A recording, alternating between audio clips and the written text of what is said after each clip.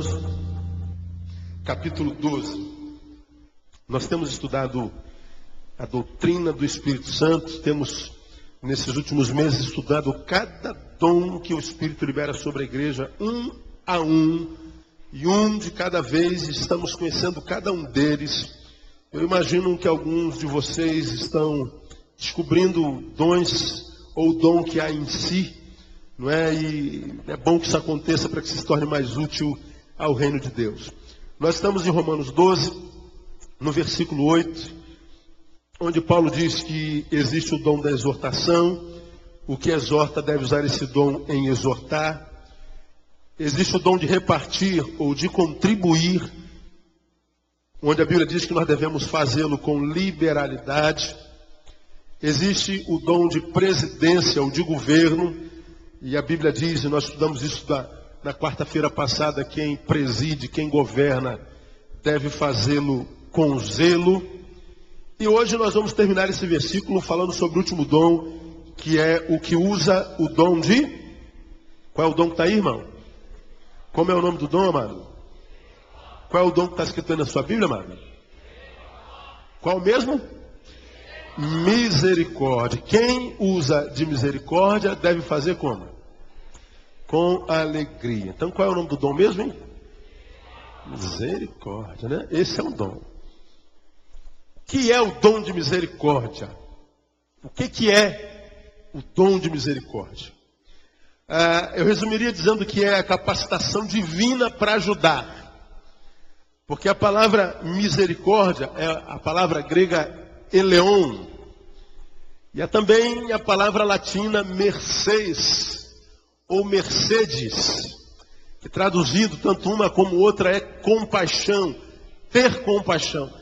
Ser misericordioso é ser compassivo, é ter compaixão. E só que a misericórdia é uma palavra e compaixão é outra. Porque compaixão é um sentimento. Nós olhamos para alguém que sofre e temos compaixão. Alguns usam uma palavra mais pejorativa. Parece carinhosa, mas compaixão é mais bonitinha. A gente olha para alguém que está sofrendo e diz, poxa, eu estou com pena dele, né? Estou com dó dele. Então dó, pena, compaixão são sentimentos. Como qualquer outro sentimento. Ódio, raiva, amor, carinho. São sentimentos. Compaixão.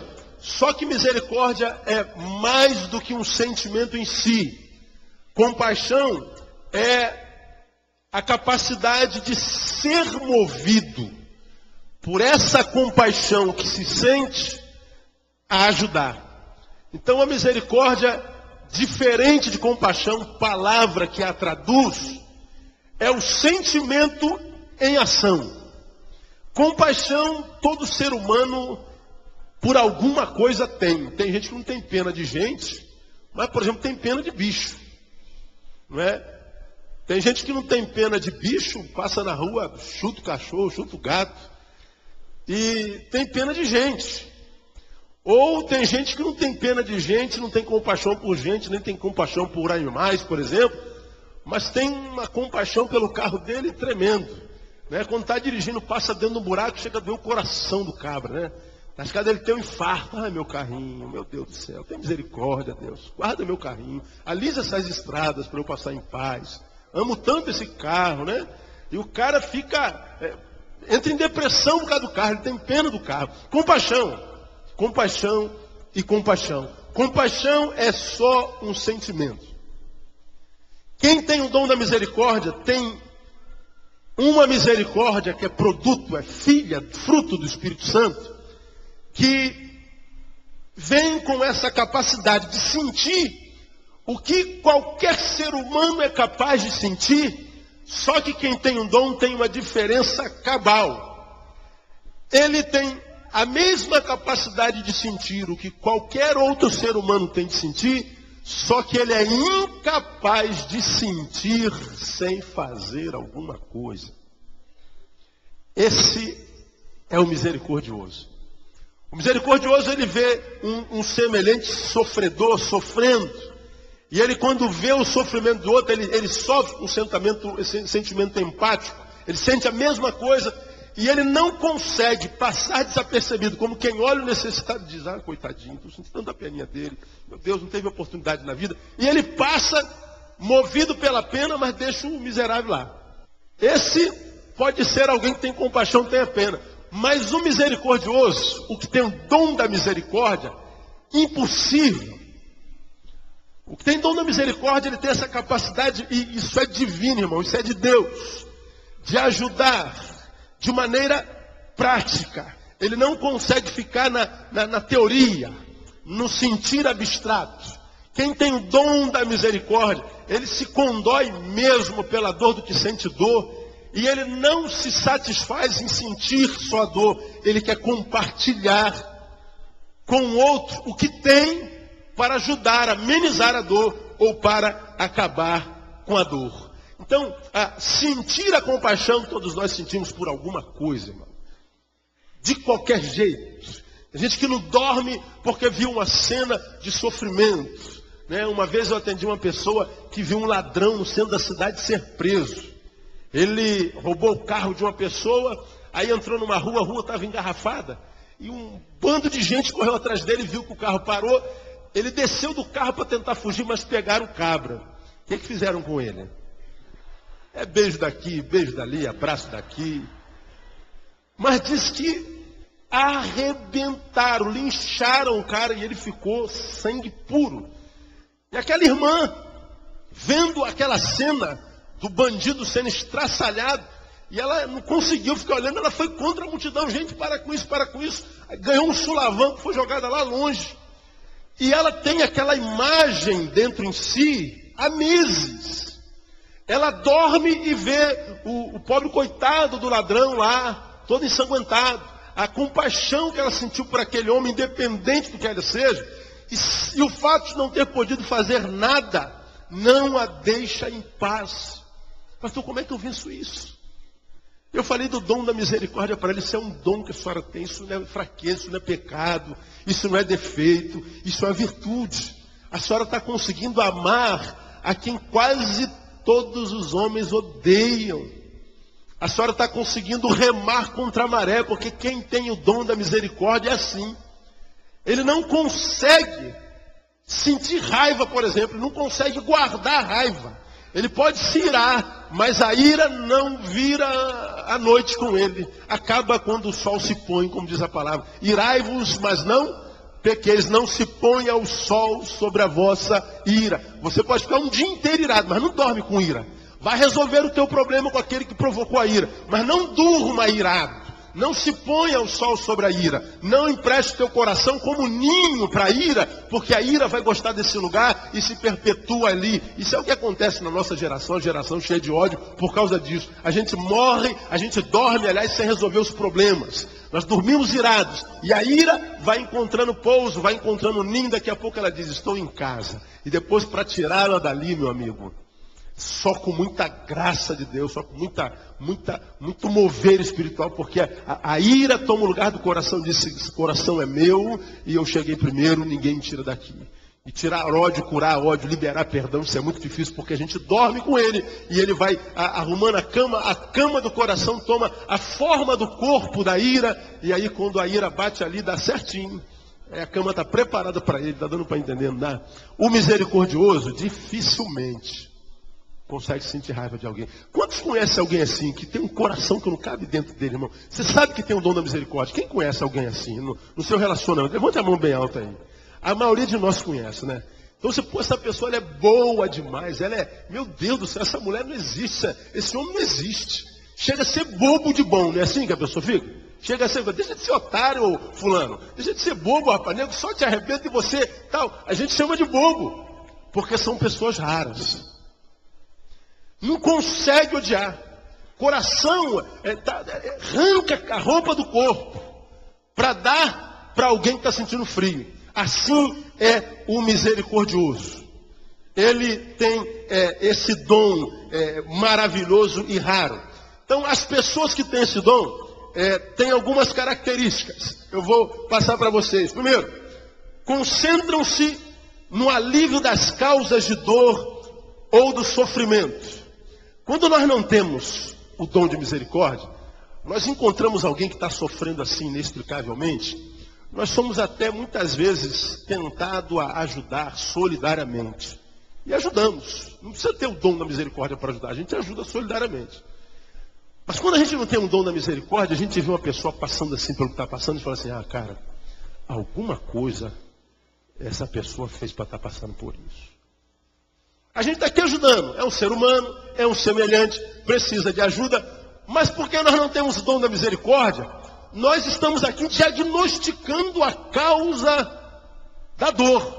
Nós temos a tendência de tentar explicar a razão para a dor e para o sofrimento. A gente está ajudando a amenizar o sofrimento. Mas ato contínuo, inconsciente ou conscientemente, a gente tenta analisar por que está assim. Vamos tentar buscar a razão disso para resolver isso. O misericordioso não faz análise. O misericordioso se concentra em saber por que está doendo, qual é a fonte da dor, o que originou isso, se ele merece isso ou não merece isso. Ele se concentra no sofrimento e na dor e diz assim, olha, nós temos que acabar com essa dor já. Nós temos que acabar com esse sofrimento. A causa a gente vê quem pode resolver depois. Agora é acabar com a necessidade imediata. Esse é o misericordioso. E quem é misericordioso nesse tempo presente tem muita dificuldade. Porque o misericordioso ele costuma ajudar, e porque nem sempre ou quase nunca a retribuição vem, quem convive com o misericordioso diz assim, tá vendo? Você vive ajudando todo mundo, só vive levando no lombo. Nem um obrigado veio voltar para te dar. Acontece isso ou não acontece? Aí, o misericordioso fala assim, não tem problema não, meu, ele está bem, não está bem. Então o que vale? Só que quem está do lado dele não tem o dom da misericórdia, fala assim, meu Deus, deixa de ser burra, mulher. Marido, deixa de ser idiota. Meu filho, deixa de ser trouxa, deixa de ser jumento. Você já vai ajudar de novo essa pessoa? Lembra o que ela fez? Eu lembro, mas vai que ele muda agora, né? Vamos ajudar de novo. E ele vai lá e ajuda, e ganha no lombo de novo. Aí quando ganha no lombo, ele tem que voltar para os seus. Já sabe que vem com a marca de chicote no lombo, ainda vai ganhar uma tapa no ouvido. Porque os familiares vão reclamar, tá vendo? Eu não falei de novo. Aí vive em crise. Porque se aparece necessidade de novo, porque ele tem o dom da misericórdia, não adianta. Ele não vai fazer análise. Não, eu já ajudei essa pessoa 2 vezes, me machucou 2 vezes. Eu não vou ajudar a 3ª vez. Ele não faz análise. Ele vai lá e ajuda. O vizinho vai bater lá na porta de novo. Vizinha, querida, pode me ajudar de novo? E o que ela vai fazer? Ela vai ajudar de novo. Existe gente assim ou não existe? Parece que não existe, mas existe. Elas são maravilhosas. Não há como não amar quem não tem o dom da misericórdia. Elas são simplesmente apaixonantes. E quando você vê alguém que não gosta de uma pessoa como essa, passa longe, mas a quilômetros de distância dessa pessoa, porque essa pessoa é carcomida por um sentimento chamado inveja. Só é possível não gostar de quem tem misericórdia, se for profundamente invejoso. Dificilmente uma pessoa que tem o dom da misericórdia é rico. Pode ver.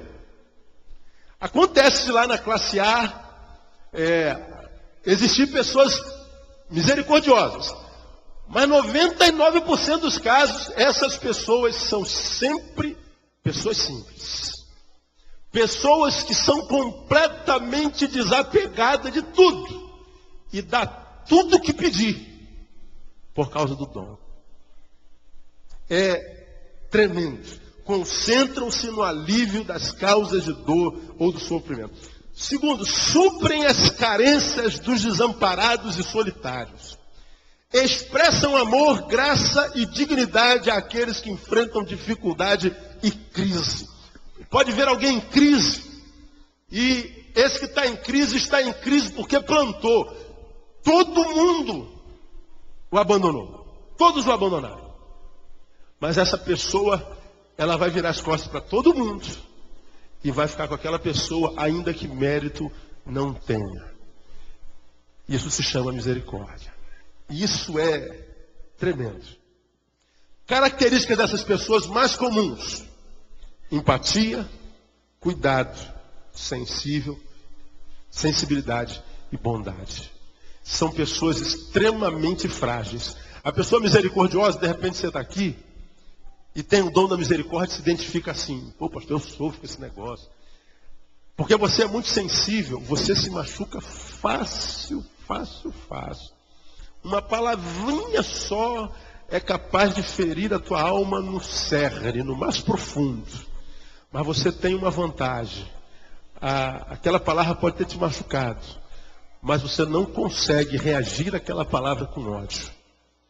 Todavia, embora você não consiga reagir com ódio, aquela palavrinha pode ficar plantada lá por muito tempo, fazendo mal para você por muito tempo.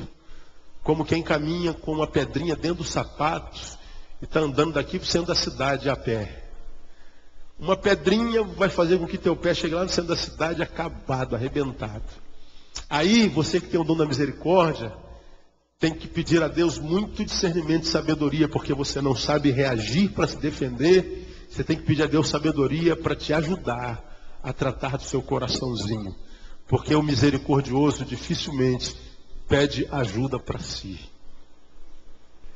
São características tremendas. Aí, digo, não com tristeza, quem tem esse dom, dificilmente tem paz. É uma incongruência. Ele ou ela se preocupa em demasia em restabelecer a paz na vida de quem quer que seja. Mas ele próprio tem muita dificuldade de ver em paz. Por quê? Simples. Quem não tem um dom da misericórdia, porque vive num mundo de injustiça de todos os lados. Escrevi um editorial há bem pouco tempo atrás dizendo que nós vivemos um tempo de ausências. Ausências generalizadas, generalização de ausência. Falta ausência de emprego, ausência de reforma agrária, ausência de justiça social, ausência de afetos, ausência de segurança, ausência de educação, ausência de tudo. Nós vivemos um tempo de generalização de ausências. E aí, essas muitas ausências dentro das quais nós vivemos e das quais somos vítimas, geram em nós resistências a isso. Porque nós somos seres criados por Deus sociais e nos adaptamos a qualquer circunstância nas quais nos encontremos. Você está aqui vivendo no Rio de Janeiro e você se acostuma com o Rio de Janeiro. Você vai criando resistências ao que você vê. Você lê o jornal, mataram umas 15 policiais, estupraram umas 18 adolescentes, mais de 12 balas perdidas, filho não sei quanto. Na tua rua deram um tiro na cabeça do cara porque queriam roubar o fusquinha dele. E você vê droga pululando, desgraça, corrupção por todos os lados. E você vê isso, daqui a pouco você perde a capacidade de se escandalizar com isso. Você vê isso e diz: mais um, de novo, caramba, não vai parar nunca. E você está tomando seu café e você está vendo a polícia arrastando o corpo do traficante que ela deu um tiro lá em cima e vai trazendo um lençol. E você está vendo no Jornal da Manhã comendo teu pãozinho na chapa, tomando um cafezinho. Ih, mas lá vai mais um defunto, mais um cadáver. E o sangue escorrendo. Misericórdia. Bota mais um pouquinho de manteiga aqui para mim. Olha lá. Rapaz, a cabeça do cara rolou a escada. Olha isso aí. Botou leite demais. Bota um pouquinho mais de café, ficou muito claro. Não é assim que a gente vive, irmão? Nós vamos nos adaptando ao status quo. Agora traz um curitibano, traz sei lá, de qualquer cidade do interior, joga no centro da cidade. O cara fica completamente perdido. Quem, sendo carioca, ao ter viajado, em algum lugar onde esteve, não ouviu essa pergunta: como é que vocês conseguem viver no Rio de Janeiro, gente? Não já ouviram isso? Todo mundo já ouviu isso. Gente, eu não sei como é que vocês conseguem viver no Rio de Janeiro. Aí a gente diz: eu não sei como é que você consegue viver fora do Rio de Janeiro. O Rio de Janeiro é uma bênção. Aí o cara fala: o quê? Quando eu olho na televisão, rapaz, tudo que tem de bom lá é a natureza. É mais ou menos por aí mesmo. Mas a gente se acostuma. Como se acostuma quem vive no Iraque. E explodiu mais homem-bomba ali na casa da vizinha. E vamos lá, deve ter perna para tudo que é lado. Mas se a gente achou uma cabeça para jogar bola hoje à tarde. Cara, a gente brinca com isso, mas a gente vai se adaptando à desgraça. E aí vê um cadáver, vê um anúncio de que uma bala perdida pegou uma criança de 2 anos, para nós é mais uma notícia. Ontem aconteceu, amanhã vai acontecer de novo. Nós nos adaptamos às ausências. Nós vamos criando resistências para sobreviver. Agora, nesse mundo de injustiça, o misericordioso não consegue criar resistência. Ele sofre com o sofrimento de todo mundo. Por causa da ausência de emprego, da falta de oportunidade, nós vemos a população de Rio aumentando. É impossível que o misericordioso passe debaixo de uma marquise e tenha uma criança dormindo e ele não pare, nem que seja para dar uma palavra para aquele garoto. E se o garoto fala assim, tia, estou com fome, essa mulher vai se virar, ela vai arrumar alguma coisa que aquele moleque comer. Quem não tem o dom da misericórdia, faz como nós. A gente passa, o moleque e o tio, paga um pastel para mim. Tá pensando que eu sou o quê? Rico? Vai pedir Lula, pô. Vai ter o presidente. E tu vira as costas. Mesmo que tu ouça o ronco do estômago do moleque, tu vai embora e vai almoçar, comer tua picanha. E esquece aquele moleque. Agora o misericordioso, se ele fizer isso, ele quer se matar. Porque dentro dele existe uma chama de Deus, movida pelo amor, que o impede de ter paz se ele está do lado de injustiça. Então, de repente, você está aqui e fala assim, pastor, eu não consigo me conformar, eu não consigo, eu tenho me prejudicado por causa disso. É porque você é como você é. Isso não é defeito não, meu irmão, minha irmã, isso é graça de Deus. Agora você vai ter que entender que essas muitas imagens de justiça que vão tatuando o nosso ser no caminho, estão impregnadas na tua mente, e essas imagens vão passando na tua mente como um filme, e de vez em quando elas vêm à tona, ela rouba um pouquinho do teu sorriso. E você vai ser alguém que de vez em quando, quase que sempre, vai acordar, embora seja muito bem-humorado, angustiado. Por que eu estou angustiado? Quem sabe como produto de uma imagem que você viu ontem.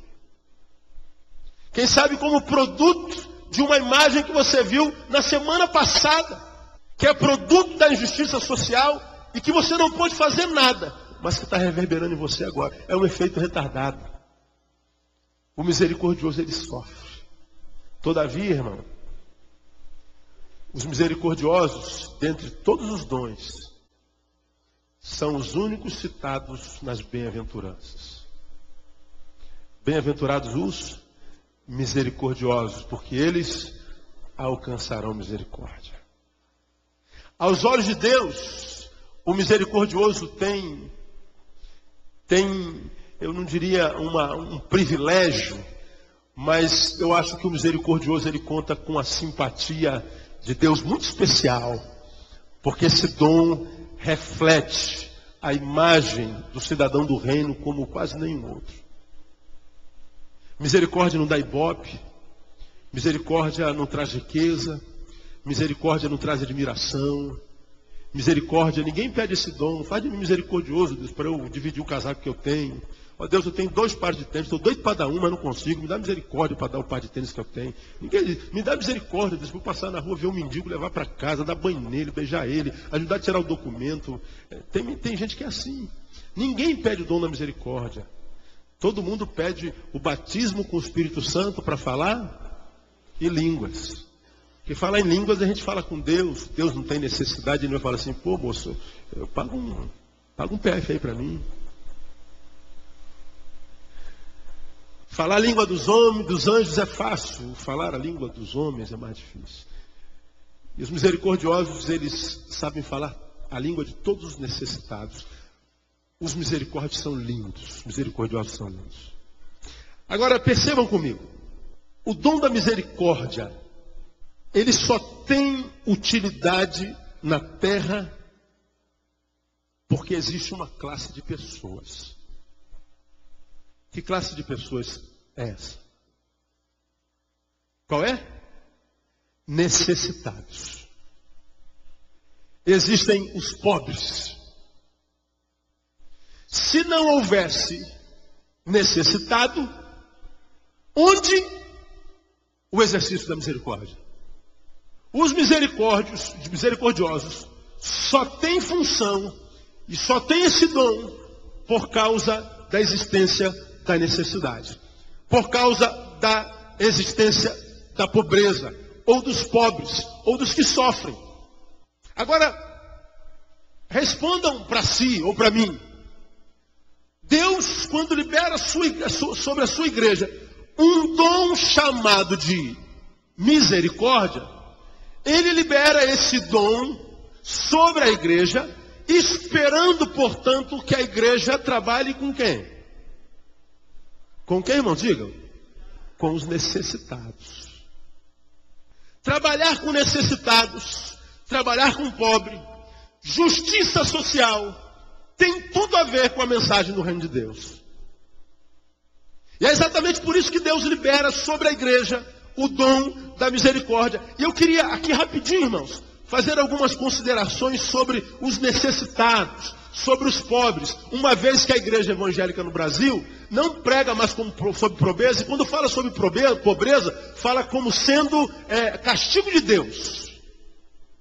Porque na ideia da igreja da teologia da prosperidade, que não é a teologia da libertação de Boff, teologia pela qual ele foi excomungado da igreja, bem-aventurado foi ele quando ele foi excomungado, que ele pôde ser gente e ser muito mais útil à sua nação e aos necessitados que quando era padre.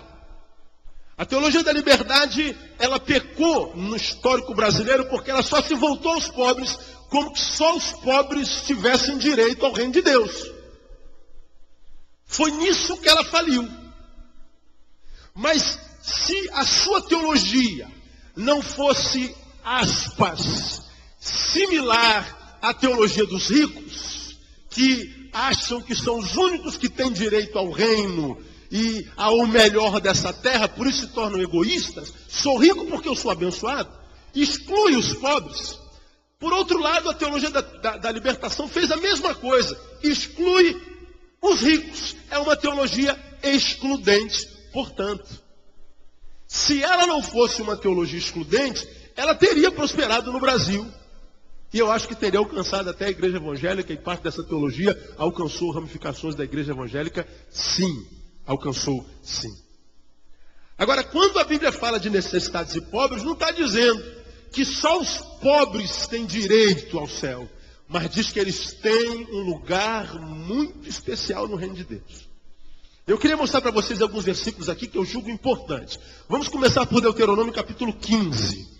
Lá no iniciozinho, lá no último livro do Pentateuco, Deuteronômio capítulo 15. Isso aqui é para a gente excluir de vez a ideia da teologia da prosperidade, que foi criada no Brasil, na igreja evangélica, porque a igreja cresceu e os pastores enriqueceram. Porque pastores não só mais administram o dinheiro de Deus para desenvolver o reino de Deus, mas eles se tornaram os donos desse dinheiro. E aí você vê donos de igrejas que têm donos, e os seus donos extremamente ricos. E ricos de forma abastada, ostentativa. Não é? E aí, porque os pastores enriqueceram, eles têm que justificar tal riqueza. Riqueza é produto da bênção de Deus. Olha, vejam como nós somos abençoados, nós enriquecemos, nós prosperamos. E aí a teologia da prosperidade foi escrita nesse país e nós pregamos que todo crente tem que ser rico. Qual é o teu carro, irmão? Fusquinha 66. Você está dando legalidade. O diabo está com legalidade na sua vida. Você não tem carro, então, você está louco, você vai para o inferno. Todo crente tem que ter um carro zero. Crente não fica doente. Não é? E aí você vê na televisão. Nós vamos orar. Em nome de Jesus, o demônio que está na batata da perna dessa irmã, sai. Aí você vê assim, agora mexe o braço só, irmão. Mexe o braço. Você que não estava conseguindo mexer o braço. Vê se o braço está mexendo. Ah, pastor, eu estava com dor aqui nesse braço, agora está mexendo. Oh, aleluia, Deus faz milagre, né, irmão? Olha, pastor, estava com as dor na coluna. Agora minha coluna não está doendo mais. A mulher tem 80 anos de idade e não quer ter dor na coluna. Aí parou de, não está doendo mais. Pastor, estava com a dor de cabeça, agora não está doendo mais. Vê como é que o nosso Deus é um Deus de milagre? Deus existe para curar dor de cabeça. Fazer o mesmo que a Novalgina faz.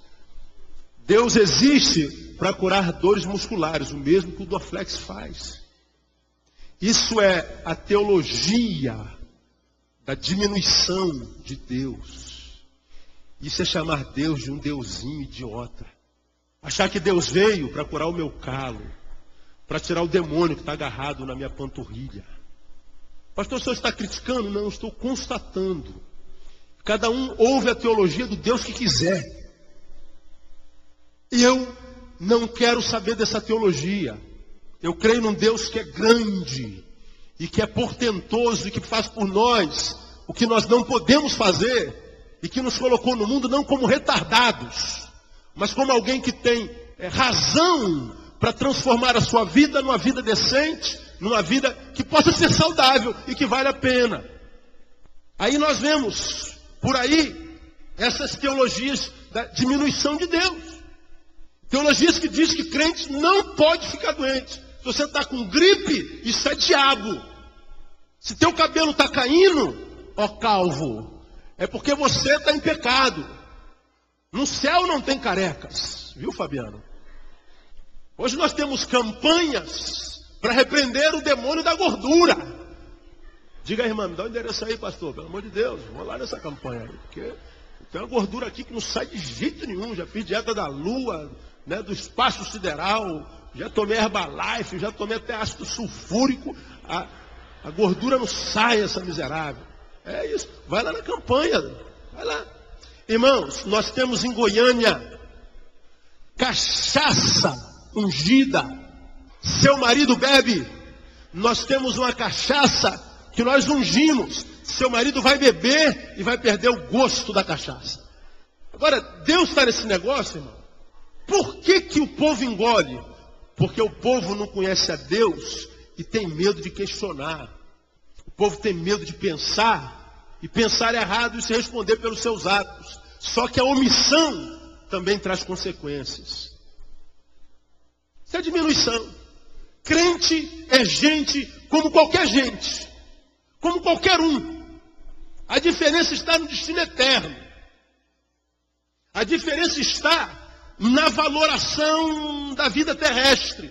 Porque quando nós conhecemos a palavra, essa palavra nos ensina que nós temos que viver uma vida comedida, decente. E quem vive com vida comedida e decente, vive bem. Veja os monges budistas. Veja os das religiões orientais que vivem de meditação. Veja se não vivem 100 anos. Pelo menos existem. Tem saúde, tem equilíbrio emocional, tem equilíbrio psíquico. Pode não ter a qualidade de vida de alegria, mas alegria para eles é aquilo lá. Agora, se a bênção de Deus se resume à bênção do corpo, à saúde do corpo, à longevidade, temos que aprender com os orientais, meus irmãos.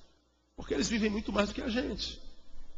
Se a bênção de Deus, como diz Paulo lá, se a nossa fé tem valor só para essa vida, diz Paulo, somos de todos os homens os mais miseráveis, os mais dignos de lástima.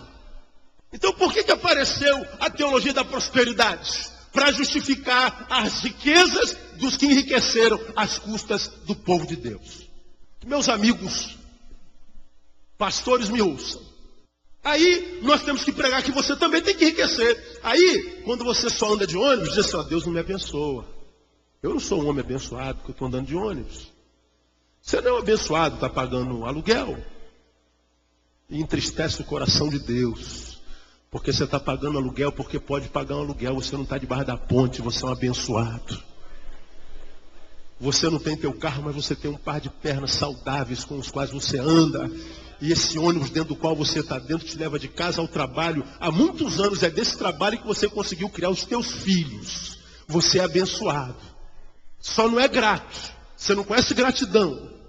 Mas abençoado você é. Não estou fazendo apologia à pobreza, não. Agora, leia. Pena que não vai dar para eu acabar isso aqui hoje. Leia aí Deuteronômio capítulo 15. Versículo 9. Acabou o tempo. Guarda-te que não haja pensamento vil no teu coração e venhas a dizer, faz-se aproximando o 7º ano, o ano da remissão. E que o teu olho não seja maligno para com teu irmão pobre, e não lhe des nada. E que ele clame contra ti ao Senhor, e haja em ti pecado. Livremente lhe darás, e não fique pesaroso o teu coração, quando lhe deres. Pois por esta causa te abençoará o Senhor teu Deus em toda a tua obra, e em tudo no que puseres a mão. Aí versículo 11. Pois nunca deixará de haver pobres na terra. A palavra de Deus mudou, irmão? Nunca deixará de haver pobre na terra.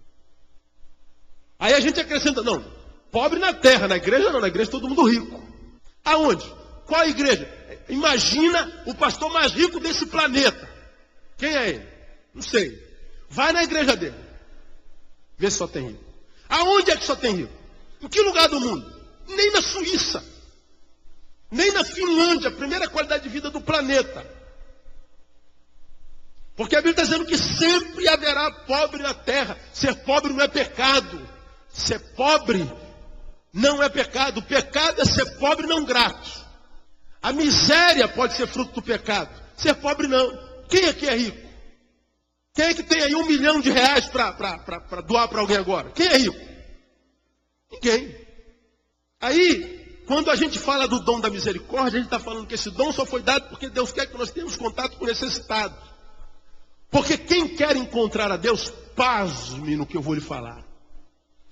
Não vai encontrar dentro da igreja.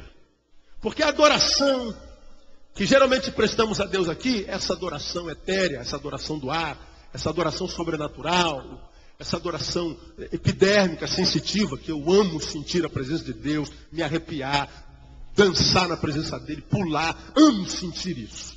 Essa alegria dentro de mim. Né? Isso é bom demais. Só que essa adoração que a gente emite aqui para Deus, que Deus recebe com carinho, ela não pode ser resumida a isso, a sons. Porque nessa adoração aqui, o único beneficiado é a entidade, é Deus. É uma adoração que nós estamos elevando ao céu e Deus está recebendo. Só que Deus, se não receber essa adoração, não morre de fome. Não imaginemos que Deus esteja lá dizendo assim, por favor, me adorem, se não me adorarem, eu vou ficar em depressão, me adorem. Olha, ninguém me adorou hoje, canta uma musiquinha para mim, filho. Ninguém cantou uma musiquinha para mim hoje. E a gente canta uma adoração para Deus. Deus não é uma entidade carente de nada, Ele é Deus. Ele viveu a eternidade sem a sua criação, Ele já era Deus. Então a adoração que Deus quer de nós é aquela adoração que nós emitimos para Ele, mas que reverbera em nós em serviço e que nos empurra ao próximo que é necessitado. Porque se essa adoração só tem como beneficiado a Deus, Deus não tem carência. Deus diz que Ele nos abençoou para que nós possamos abençoar quem ainda não é abençoado. Então nós nos encontramos com Deus mais entre os necessitados do que entre os abençoados. Porque os necessitados são aqueles aos quais Deus quer alcançar. E que a despeito da sua necessidade sobrevivem. Sobrevivem por quê? Por causa da presença de Deus. Então os pobres sempre os teremos conosco. E mais, os pobres têm um lugar especial no plano de Deus, no reino de Deus. Quer ver uma coisa interessante? Lucas capítulo 4. Lucas capítulo 4 relata o dia que Jesus foi expulso de Nazaré, cidade natal dele. Ele visita a sinagoga, lhe dão a palavra, ele fica em pé no meio dos fariseus, que já o receberam com má vontade, porque já tinham ouvido dizer que ele se dizia Messias, e os fariseus, a religião estabelecida, não o via como tal. Esse moleque nasceu aqui, rapaz, nessa estrebaria. Eu vi esse moleque nascer, conheço esse moleque desde pequenininho, agora me dizer que é Messias. Aí Jesus pega a palavra na sinagoga, fica em pé, abre em Isaías capítulo 61, está lá em Lucas 4. Versículo 14. Então voltou Jesus para Galiléia no poder do Espírito, e a sua fama correu por toda a circunvizinhança. Ensinava nas sinagogas deles, dos fariseus, e por todos era louvado. Chegando a Nazaré, onde fora criado, entrou na sinagoga no dia de sábado, lotado, né? Segundo o seu costume, levantou-se para ler. Foi-lhe entregue o livro do profeta Isaías, e abrindo-o, achou o lugar em que estava escrito. Volta aqui para mim para explicar isso aqui para você. Os profetas eram lidos de forma sacramental nas sinagogas todo sábado. Os sacerdotes ficavam no altar, todos com as suas estolas sacrossantas, seus cajados, os sumos sacerdotes, e uma pessoa escolhida daquele lugar trazia a Torá e os profetas e entrava no meio da sinagoga com alguém com uma luz que simbolizava a Jeová, e essa pessoa vinha de forma sacra trazendo a Torá, a lei e os profetas. E ela subia no lugar de destaque, num pleito, num parapeito, e ele abria onde o sumo sacerdote mandava abrir e lia. Aí o sumo sacerdote, sem saber, usado por Deus, abre Isaías 61 e Jesus foi o escolhido para ler. Olha a besteira que fizeram. Aí Jesus lê assim no versículo 18. Isaías 61 está aqui representado. O Espírito do Senhor está sobre mim. Agora, olha só. Porquanto me ungiu para que leia? Para anunciar o que, irmãos? As boas novas a quem, irmãos? Olha como é que o Messias é identificado pela boca do profeta Isaías. Ele começa a identificação do Messias como: o Espírito do Senhor está sobre mim. Porquanto o Senhor me ungiu. E essa unção tem um propósito. E como é que começa o propósito dessa unção? Começa a me capacitar para anunciar as boas novas a quem mesmo? Aos pobres. Enviou-me para proclamar libertação aos cativos. Restauração da vista aos cegos. Para pôr em liberdade os oprimidos e para proclamar o ano aceitável do Senhor. Veja que a unção do Espírito e a missão do Messias está toda relacionada com os necessitados. E o profeta Isaías diz isso lá no capítulo 61. Aí Jesus lê isso, 20. Fechando o livro, devolveu-o ao assistente, sentou-se e aos olhos de todos na sinagoga estavam fitos neles. Então começou a dizer-lhes: hoje se cumpriu essa escritura aos vossos ouvidos. Meu irmão, isso é uma afronta aos fariseus. Sabe o profeta Isaías que vocês veneram e que disse que o Messias viria na unção do Espírito? Pois bem, hoje essa palavra está se cumprindo. Eu sou o Messias. Todos lhe davam testemunho, se admiravam das palavras de graça que saíam da sua boca e diziam: este não é filho de José. E começou o rebuliço. Acabou que ele foi expulso da sinagoga, foi expulso de Nazaré. Agora, para o que eu quero chamar a sua atenção: a missão do Messias e a unção do Espírito sobre ele tem a ver com a capacidade de alcançar os necessitados. Portanto, a missão do Messias se resume à misericórdia. Qualquer atividade que uma igreja faça ou um crente faça, se não for movido por misericórdia, não tem a ver com o Messias. Se não for de graça, se não for por solidariedade, se não for por humanidade, não tem a ver com o Messias. Aí, para a gente terminar, lamentavelmente eu vou ter que terminar, passa um pouquinho a sua página e vamos a Lucas capítulo 7. Jesus disse que a missão do Messias tem a ver com misericórdia. Aí João está batizando no deserto, escuta que o tal de Jesus apareceu. Será que esse Jesus é o Messias? 7,18. Ora, os discípulos de João anunciaram-lhe todas essas coisas. Aquelas lá. E João, chamando a dois deles, enviou-os ao Senhor para perguntar-lhes: és tu aquele que havia de vir? Ou havemos de esperar outro? Quando aqueles homens chegaram junto dele, disseram: João o Batista enviou-nos a perguntar: és tu aquele que havia de vir, ou seja, o Messias? Ou havemos de esperar outro? Naquela mesma hora, Jesus curou a muitos de doenças, de moléstias e de espíritos malignos, e deu vista a muitos cegos. Então lhe respondeu: ide, e contai a João o que tendes vistos e ouvido.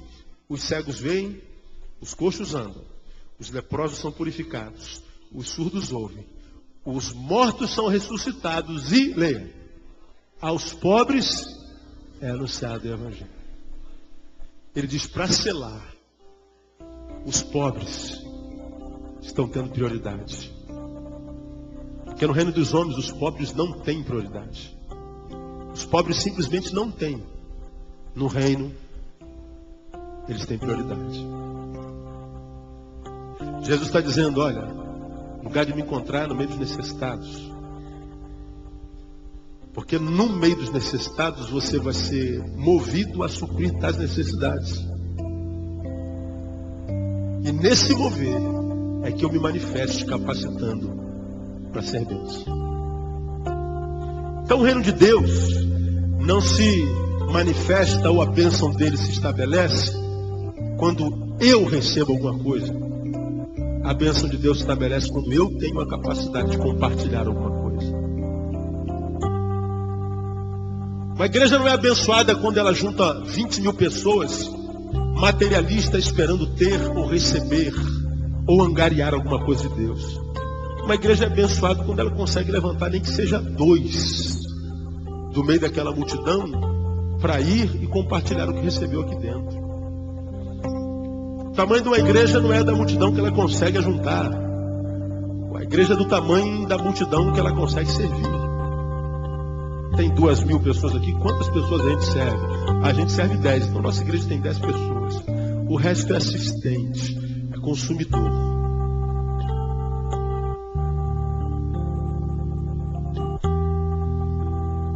Porque os necessitados têm um papel importante na vida do reino. Por isso está vindo aí fórum de conscientização social. Por isso a reunião de amanhã que eu espero vocês. A minha oração é que Deus faça de você uma bênção. Porque os pobres têm um papel preponderante no reino de Deus. Para quem anota, só vou citar aqui. Então, os pobres nunca deixaram de existir. Tinham um lugar especial no plano de Deus. Servi-los faz parte de nossa missão espiritual.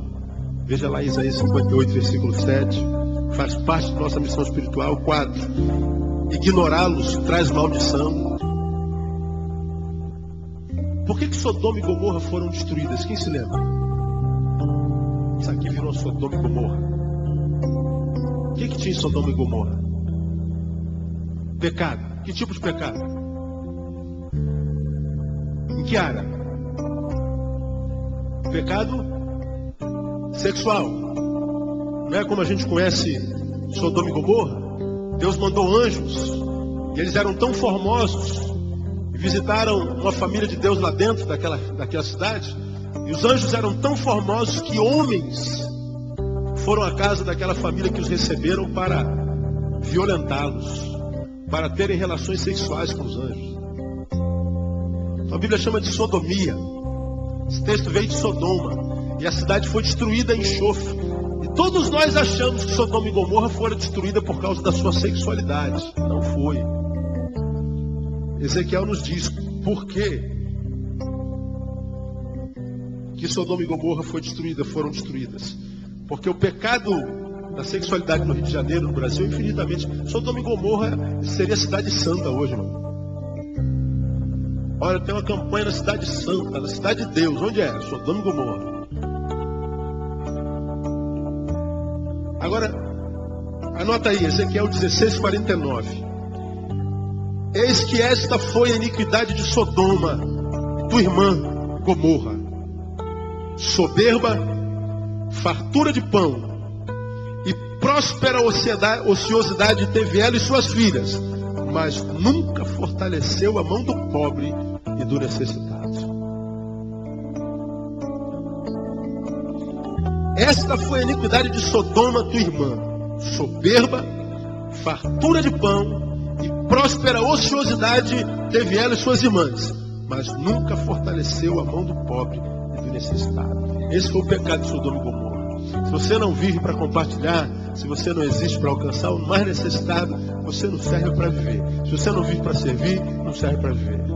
Por isso a vida de tantos crentes não tem sentido. Nós não fomos salvos para virmos à igreja. Nós somos salvos para estarmos com os necessitados, para sermos bênção na vida de alguém. E só para a gente refletir e pensar na cama, hoje você é bênção na vida de quem? Deus abençoe você com essa palavra.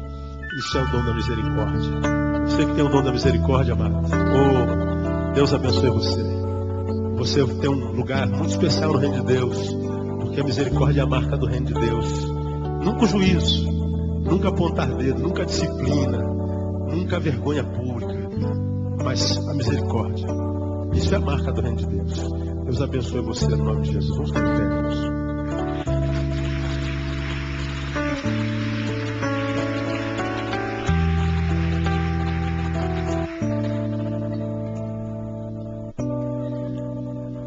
Pai, nós te louvamos por essa noite. Te louvamos pelo privilégio de te louvar e adorar o teu nome. Te louvamos de modo muito especial por essa palavra, Deus. E sabemos que essa palavra não é para todos. Essa palavra é para quem tem ouvidos. Quem tem ouvidos, ouça o que o Espírito disse à igreja. Tantas vezes, Deus, nós entramos nesse lugar querendo encontrar o Senhor e não conseguimos. Tantas vezes entramos nesse lugar esperando receber alguma coisa tua e não recebemos. Tu nos ensina nessa noite que receberemos indubitavelmente quando estivermos no lugar onde possamos compartilhar. Queremos, ó Deus, adorar ao Senhor, mas queremos que essa adoração nos empurre a transformarmos-nos em canais da tua bênção para alcançar o mais necessitado do que nós. Que essa palavra nos incomode, que essa palavra nos console. Te louvamos por aqueles que de uma forma muito especial e específica tu tens dado o dom de misericórdia. Esses que têm a graça de se condoer com a dor que não é sua. Esses que têm compartilhado até o que não têm. Sabemos que eles são bem-aventurados, serão alvos da tua misericórdia e receberão de ti os seus galardões. Nós te louvamos porque aqui nesse lugar, nessa comunidade, tem tantos filhos teus assim, Deus. Eu identifico tantos homens e mulheres cheios de misericórdia desse lugar. Eu te louvo porque eles estão aqui. E eu te peço, Deus, traga-os em números grandes para esse lugar. Enche esse lugar de homens e mulheres cheios de misericórdia.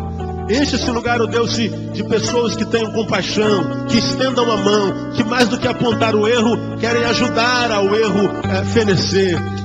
Mais do que, ó Deus, apontar o que está errado, querem ajudar a reparar o erro. E, ó Deus, se não puderem fazê-lo, calar-se-ão. Dá-nos um coração igual ao teu. E recebe a glória por essa noite, por essa palavra, no nome de Jesus. Amém e amém. Aplauda o Senhor, vão em paz. Dê um abraço no teu irmão até amanhã à noite, se Deus quiser.